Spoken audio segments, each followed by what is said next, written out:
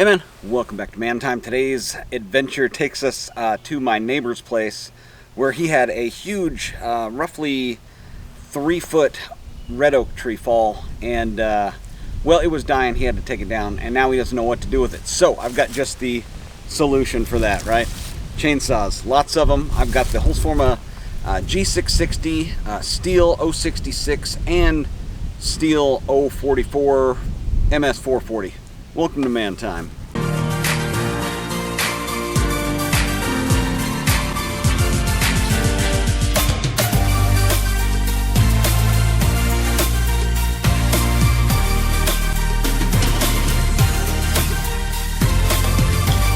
I have a large selection of chainsaws at this point. I'm sure anybody who has been with the channel any amount of time will tell you I've got probably too many. But I've got a large selection of both Husqvarna, Stihl. Those are the primary two. I've got a couple of the Holzfformas. I've got a 200T clone. I've got the 660 clone here, or 066 clone. And then I've also got 372 clone, which is garbage. Wouldn't recommend that one to anyone. But I have had good luck with the pro models. This one specifically, right? I would recommend this to someone who's looking for a cheap chainsaw that is going to be that 92cc, which this one is, which it mimics, of course, the original 066/MS660. That's going to be this guy right here. But my neighbor called me up. He said he has a 3-foot plus diameter tree on the ground. And I went over there and looked at it last night. It's big. It's a big tree. So the natural selection here is going to be something that I can put a 3-foot bar on and hopefully get through there in one cut, which is what I think it looked about to be 30 to 36 inches. So hopefully that will get us through in one cut. But yeah, so the other saw that I'm bringing, the 044, that's going to be to trim up some of those branches that are coming off of the main trunk. The only thing that's left is about 25 feet of main trunk, and the part of the tree where it kind of like branches out is, the largest diameter part of it, which I'm probably not going to be able to get through like all the way, even with a 36-inch bar. So if that's what you're looking for, you found the right place to be. All right, well, before we get on the job site, just some admin notes, looking at 36-inch tree, some of the gear that I'm bringing, that sort of thing. My first choice was the G660 because it's expendable, right? Like I think I paid $350 for this, maybe, shipped, and then had to put a bar and chain on it, which was another $150 or thereabouts. So I've been very happy with this. It is modded. I've got several videos. If you go back and look up like Man Time, first of all, subscribe to the channel, and then you can go to that page, look up G660 Pro, and I've got probably 4 or 5 videos on it. But yeah, it's just a good, reliable, so far, chainsaw. And I've had probably, 40 tanks of fuel through it at this point. Plan on putting a lot more through it today. It is very hungry, and so it is a special use case chainsaw, right? Very large wood. You need something that is going to be, comfortable with a 36-inch bar on it, and this one definitely is. The alternative would be to have the original 066, which I found this one, luckily enough, in a pawn shop for very cheap. About the same price as this one, and lucky for me, it wasn't blown up. It was in good mechanical shape, so just got extremely lucky on this one. You don't typically find that with these old Stihls. They're going to be pretty expensive. But these are the first two that I thought of looking at that tree. And I will say that, of course, I do a pre-flight, so I did that last night after looking at the tree. Filled them both up with fluids and pulled them over, trying to get them started. The original Stihl chainsaw ended up starting on like the 4th pull. The G660 Pro, I was probably on the 20th pull. Decided this wasn't the route that I wanted to go with my shoulder, and then poured some fuel, took off the back, took off the air filter, opened up the carb, and poured some gas directly into the carb. After that, it was about 2 pulls and it started right up. But it was not bringing fuel in where it should have. So beyond that, yeah, the 044 or the MS440, this one here, this one is fully rebuilt by me on the channel. Matter of fact, you can see all 3 of these if you go back on the channel and want to see how I got them, what all work's been done to them, that sort of thing. This one was completely blown up where it needed crank jug piston, and so I went through the whole bottom end, of course a new top end, and it's running really good. When I was extending my range out to 300, we had to take down several large trees, and this was the first grab. This one starts so easy, is very reliable. I've broken all of the component parts on it now and replaced them. So basically everything on here is new as far as like consumables, and then as far as the base saw goes, again, all new. So it is very reliable and starts super easy, like every time, first pull, like no questions. But yeah, this one started much easier than this one, but once this one gets going, I think it's going to run good. Now I'm going over to my neighbor's place, and so there probably isn't going to be like a whole lot of talking to the camera. He doesn't know that I have a YouTube channel, and to just kind of be talking to the camera like I have an audience, which I really don't anyway, so I mean, it's kind of the same thing now.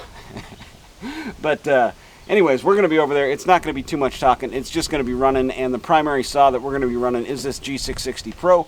I might jump in there and do a little voiceover for you, or I might have some of that footage running while we're sitting here talking. But yeah, big red oak. This saw has done it before, and I need to get some big wood for my big wood stove. So this winter, I have all these IBC totes, the frames of them, and I have those filled up with some bigger wood. My big wood stove has a 36-inch deep firebox, so it is 3 foot tall, 2 foot wide, 3 foot deep, very, very big. And I cut up bigger wood and just use a chainsaw to cut up that wood. I was throwing huge chunks in there. If I can get like a 4x, ideally I'd like to get a 3 foot long 4x6 and just have those chunks in IBC totes where I can pick it up with the tractor forks, put it right there by the wood stove, load out of it until it's gone, and then pick it up with the forks and move it out. Eventually, when I get more stuff in there, I've got a second plan for like a rolling cart that I can move from the IBC totes in there. Or maybe just something on wheels that I can set the IBC tote on and wheel it over, versus having to take the tractor right up beside the wood stove, especially in the wintertime, opening the door to get a tractor in there. But yeah, this winter I went through 2 full IBC totes full of the big cut red oak to keep the shop warm. But it did a very good job. So I will see you on site.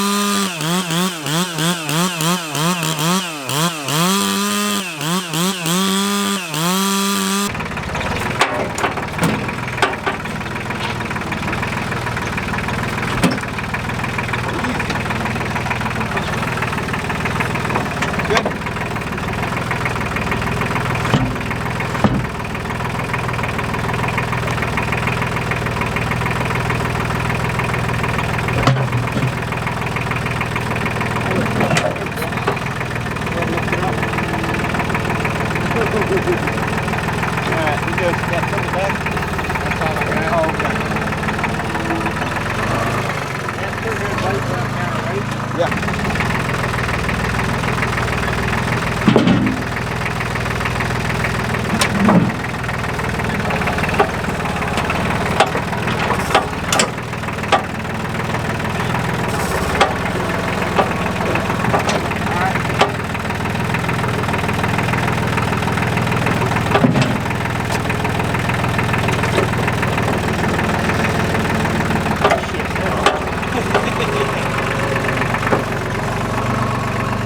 There you go. Good.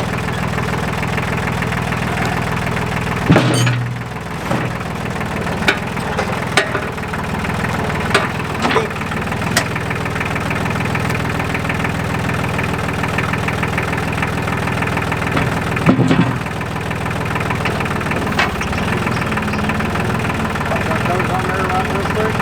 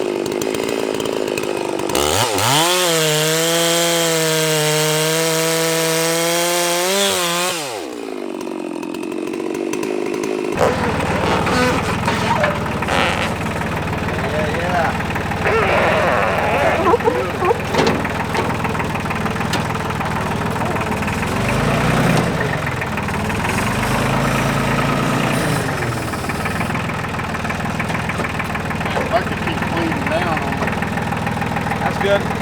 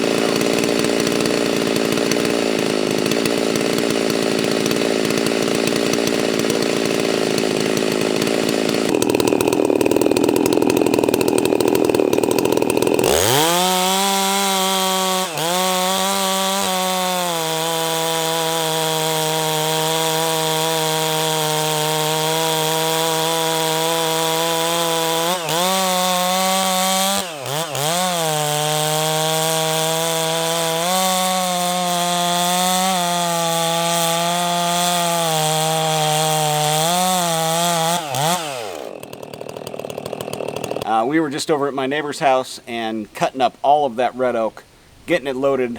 We ended up using his tractor. He's got a little TC30 New Holland. We used that one, and then his neighbor came over because, you know, men hear like a fast running chainsaw running. They gotta like see what's going on. So he came over in his tractor, and I guess, you know, my neighbor told the other neighbor that we were going to be doing this today. So he came over with his bigger tractor with a grapple on it, and we started running like that. But some of the things that we didn't talk about for the job was the accessories to the actual saws themselves. So I've got this big cutter's bag, and it has got like all of my accessory type of stuff in it. So it is going to include, like, the biggest thing is going to be a good axe and a wedge or two. Got that in here. I've got gloves. I've got the Bugs glasses. These are ELVEX. Got these on Amazon some years ago, and these came in clutch because it is very warm here in Texas. I've got my HIPAA carb kit adjustments, but I mean, this is what I'm running in the back pocket, right? Scrunch, tuning screwdriver, and that's it. The only things that I really needed was the, you know, of course, adjust my chain, adjust the carb. I did have to do that, axe and a wedge, but I've got, you know, med kit, tourniquet, you know, an extra set of gloves, of course, the standard sharpening kit here. That one's going to be an Oregon copy. You do want to have this one, though. This one is the Stihl with the star bit on the end of it. T27, I think, is the standard one that all of the, you know, newer Stihls have. So you're going to want that one. If you don't have one of those, go to your Stihl dealer and grab you one. I did have the Stihl 2-in-1, which does, you know, the rakers. Didn't need to use it, though, thank goodness. Kept it out of the dirt. And other than that, just some spare wedges. But again, all I really needed was the axe, the wedge, tuning screwdriver, and wrench. Beyond that, I did have a spare bar, a spare chain that fits that bar for a 24. This was about halfway full of bar oil. It is now down to about a quarter, and this was about 3/4 full, and it's now down to maybe an 1/8 full. So very thirsty chainsaw. Filled it up, I think, 4 or 5 times throughout the job today. Let's take a look at the wood. I got kind of lucky. I haven't used this trailer in a while, and you know, pulled it out of the weeds basically to start using it. Luckily enough, the, you know, tires had plenty of air in them. But yeah, this is the hull of the red oak, and it is very solid. I don't know why the tree died. But a lot of this, basically all of it, is just pristine, thick, heavy red oak. And what we were doing there, we were quartering it and then loading it into the tractor loader bucket, and then just dumping it off in here. That little TC30 did a really good job. We were putting about 2 of these in the bucket where 2 would fit, and then just dumping them off in the trailer here. So this is the haul. I'm going to be cutting this up again to my optimal size would be like a 4x6x3, and we're going to be doing that with the G660 as well. I'm probably going to unload this stuff with the backhoe with the thumb. So if you'd like to see that, make sure to comment down below on the amount of processing you'd like to see. Would you like to see the G660 more? Would you like to see the original 066? Maybe a comparison of the two, or even the 440, or some of the Johnsrud or Husqvarna stuff to process this up. But yeah, this is going to be good. It's going to start seasoning here in the sun in the summertime now. This will start to season where it initially cutting it was very, very wet. That tree was just dropped this winter. So anyways, that's going to do it for today on Man Time. You like this type of stuff, make sure to subscribe, hit that thumbs up, and get out there, have you some man time too.